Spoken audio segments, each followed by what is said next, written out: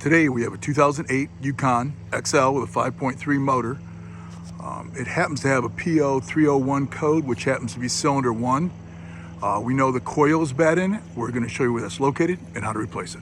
This is your GM Vortec 5.3 motor. The firing order on this happens to be 1357. So we got a P0301 code, which happens to mean cylinder 1. So that would be right here. If it was a P0307 code, it would be the back one.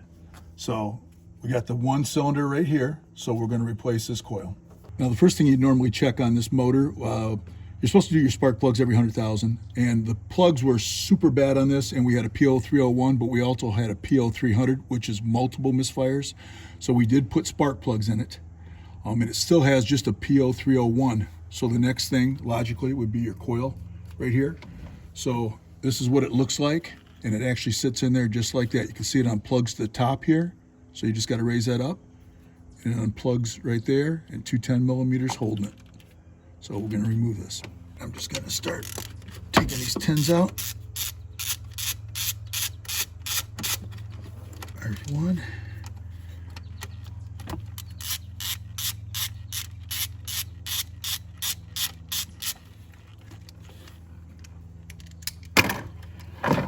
Now we really just unplug this right here like that, pull it down, kind of wiggle it back and forth so you don't wreck your wire.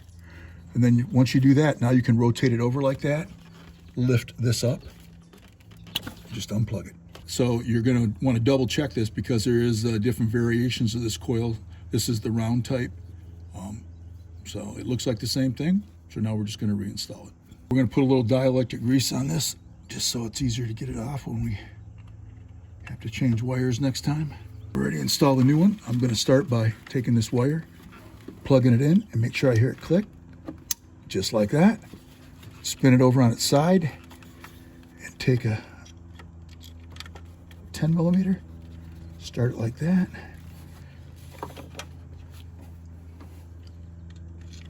Do this one like this. Might have to wiggle it around, just make sure it's lined up.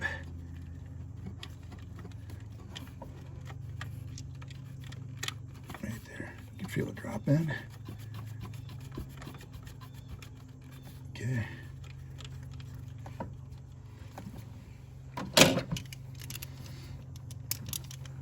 Tighten these back up again. You don't have to, just like that.